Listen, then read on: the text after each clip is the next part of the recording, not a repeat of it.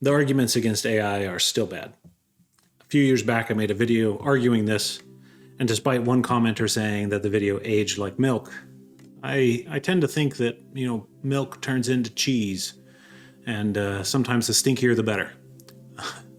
One also could disagree with my video and say, well, the lawsuits are pending, so my video might still sour or mold, but I suppose that's the risk of publishing videos. That aside, the arguments, in my opinion, are still bad.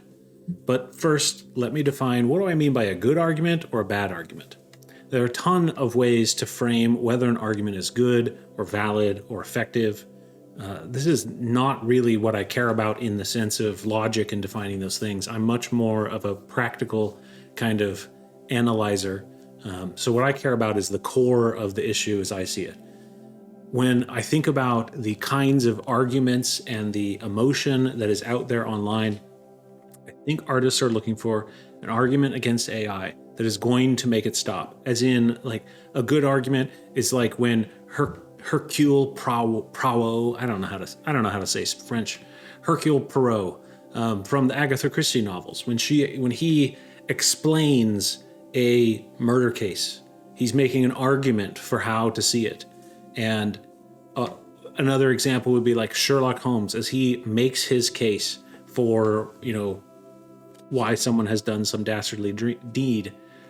What the artists are looking for is this smoking gun kind of argument that makes the perpetrator of the crime spontaneously confess, and all the damages to be righted and repaired, and for justice to be doled out. And obviously, in the case of those mystery kinds of movies, it usually happens over a dead body. Speaking figuratively, obviously AI doesn't have a body yet. But to me, the arguments against AI are not those kinds of arguments. They're not the kind of argument that would end the development of AI. So let me back up for a minute. I'm not making yet another AI video where I'm trying to argue the same cases. I think I've done a decent job, and I think I've seen tons of other commentators talk on this specific argument, why it has at least difficulties, and at the very least, in the sense of my definition of a good argument, they aren't those things. There is no halting the development of AI in its tracks. But so I think there are three realms, and this is an oversimplification, but I think there's three avenues to take when making arguments against almost anything, but AI works as well. And that I align them with the three aspects that every philosophical structure has to address. And so that would be cosmology, anthropology, and theology. As in, what is the world or the universe made of? What are people in it? And what is the higher purpose, the metaphysics, the theological? And so, you can look at a scientific materialism, and it might say the universe is only material, human beings are just animals in that universe, and there is no higher thing, there is no God, etc. But either way, all three of those are avenues of thought that human beings need to define. And so I think they're frameworks that we can run down. So the main argument of theft, I would call this a cosmological argument, as in it deals with the material. It basically says artists are being robbed of their IP, i.e. their material artwork, without consent, and that is wrong.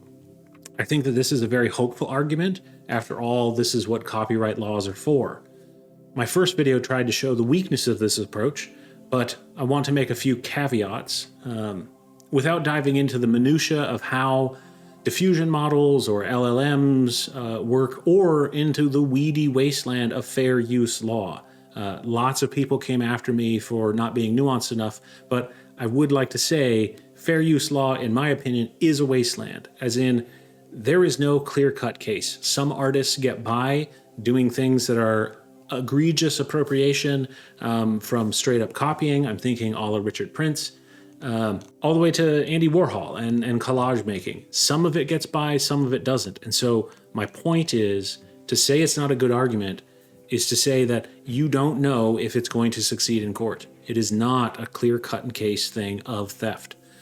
I also want to add those caveats I mentioned that further make it not a good argument.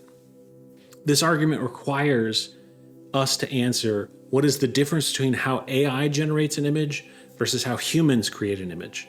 Because if it's just speed, as in an AI is faster than a human, there's a problem. That, like, if humans are allowed to copy images just because they do it slower, then what's to stop AI? And I think Kirby Ferguson puts it best in his great video series, Everything is a Remake, linked above somewhere. The core of his argument is that humans have 3 tools in our creative tool belt: copying, combining, and transforming. Here's the reality. AI copies. That's what the big issue is about. But so do humans. AI combines. This is where you get those weird amalgamations of like Harry Potter in, the style of Wes Anderson. But so do humans. Humans do that as well. Everything is a remix is showing us is how human beings have just taken one thing and added it to the other. Sort of famously in that video, in my opinion, is Dave Grohl talking about using disco's drum beats in Nirvana's music, and how bringing disco's drum beats into, alternative rock created grunge rock in some weird amalgamation of the two. Let's talk about that final one. Does AI transform? And this is where a lot of my argument would say, yes, it does, but that doesn't matter. This is the only area where the argument stands a chance to win in the 2 spheres that I think are important, and that would be the court of popular opinion and the actual courts. So let's talk about the court of popular opinion. I think the comment section in my own video makes my case for me. The court of popular opinion sees many of these artists as whiny babies, saying, they're the kinds of folks who said in the 20-aughts to any kind of, craftsman, worker, blue-collar worker, as their job was getting automated, they shouted, "Learn to code." So by and large, I think a huge amount of the public, especially the public that might support legislation, doesn't support the artists in this. On top of that, regardless of the popular vote, I think the argument might not win technically. And even if it wins in the courts, that's not what I'm talking about. What I mean is China and the release of DeepSeek a few weeks ago proves that regardless of ethics, copyright law, or victims crying out, this beast of AI will still rise. Someone, whether it's the CCP or another actor, will make an AI that uses the entirety of the web as its training database. This is aligning with the mythic truth of the story of Prometheus. There's always someone who's foolish enough to climb the mountain and steal the fire from the gods. Now humans have that fire, and that person suffers for it. In this case, you can see the gods are the artists, the status quo. And the Promethean will be the one willing to risk the hammer of copyright justice. But Pandora's box is already open. Even if that initial actor gets crushed by legislation, the utility of the thing will still survive, and we will still use it, and the impact will be the same, except you just won't have, this whole race to be in charge might not go the way people think it is. Maybe the first person to achieve it will actually be the first person who gets knocked back a peg. But either way, Pandora's box is already opened, and nothing will go back inside that box to mix mythic images here. So are there good arguments? If the cosmological or the material arguments are not good, is there any kind of argument that can stop the inevitable rise of Sauron drawing in his forces? My second video on this topic, which did not garner as much attention as I hoped, is the anthropological argument, coming from the angle of human beings. What are human beings? So in short, I won't rehash that whole thing, but technology has always been used to augment human characteristics by copying, combining, and transforming those human proclivities and those human abilities. So, for example, the book extends voice and memory, as does video. The car turns feet into wheels and the swing of a leg into the twist of an axle. It augments our capabilities, allowing us to produce more and to flourish more. That's been kind of the judge of technology, is more human culture and life flourishing? The anthropological line of thinking must ask, are there any human capabilities, characteristics, whatever you want to call them, that we shouldn't augment? My argument is that our thinking and creativity, aka our reasoning or our imagination, is so uniquely human that we probably shouldn't tinker with it much. This is like tinkering with our own minds. I believe that as humans automate the power of their minds, they will inevitably lose their minds, and thereby will flourish less and less. I hoped that this would be a good argument, but I'm afraid it isn't.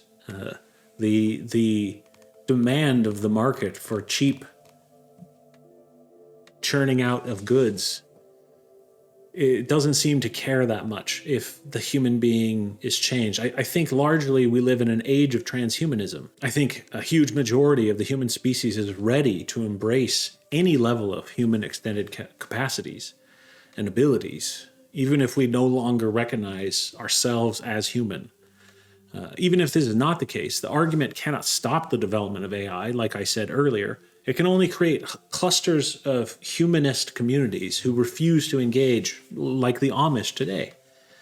Zachary Levi, the actor, refers to the kind of haven he wants to create as a place that makes organic art, a la sustainable food and organic vegetables. So, that will work in small quantities, and you probably should wash it before you consume it. But by my own definition of what a good argument is, that argument clearly will not stop AI in its tracks. So, is there a metaphysical, a theological argument? And is it good enough to stop the onslaught of human creative capacities and production and the flood which AI imagery will subsume the entire marketplace with, which it's already doing? Do a Google search and tell me, how many times do you rely upon AI, what would it be? Simplifications, readings of a text? We're already letting it do so much of our parsing. And maybe that's helpful. It's at least efficient, that's for sure. So the theological, in short, would say that human creativity is sacred and should therefore be left alone. We can see the value of this sort of argument after all. We still protect Stonehenge. UNESCO labels sites as akin to sacred. We protect art like lives during bombing raids. We tell stories of monument men saving art from Nazis. Thank you, George Clooney. We make temples to house art, and even Hitler avoided cathedrals. On the other hand, Dresden was burned, as was Hiroshima and Nagasaki, though Kyoto narrowly avoided the bomb. If we view creativity as a divine calling, similar to the sacred and divine nature of these sites of human culture and history, if we view it as a divine medium through which human beings praising their creator and emulate their creator's first act using these clumsy hands, cracking human voices and imperfect human beats, then perhaps we could stop the formation of the behemoth. That would require total buy-in by every human.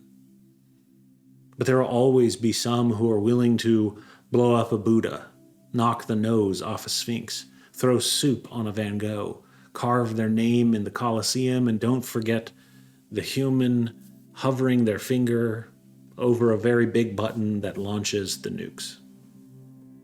If my measure of these arguments is stopping AI, I don't think there are any good arguments. But I think as we engage with this, if we are intentional about how we operate with it, and we realize that we should see it first and foremost as a tool to help us flourish, then we can take into consideration the kinds of things you might sacrifice if you wholeheartedly dive into this. In the sense of that material argument, you might sacrifice your ethics as artists are squashed underfoot of corporate creative engines. In the anthropological realm of the human being and what we do, you might sacrifice your own human imagination and the mind that learned to appreciate poetry, song, sculpture, and paintings. This is already happening. We hardly know how to look at art. Most people, I don't think, understand how to read a poem. We've lost so much of our humanity in so many ways already. In the theological field, you might sacrifice your connection to the metaphysical thing that banged the big universe into being, which you are a single resonating note of that same initial blast. Whatever you think that creative being might have been, a flying spaghetti monster or Adonai. There was only one creation out of nothing. One fire that lit itself. All the rest of the fires were stolen, copied, combined, transformed. The God of the Bible commanded such creativity in the first book before the fall. He said, "Name things, Adam." He gave permission for us to riff on his work, and he enjoyed the jazz that flowed forth both orderly and chaotic. He said it was very good. And now here we are in the strangest century perhaps the world has ever seen, and we have made our own naming and creating machines. I have yet to hear any of the creators of these beings whisper as their face hovers in front of the pixels on the screen, "It is very good."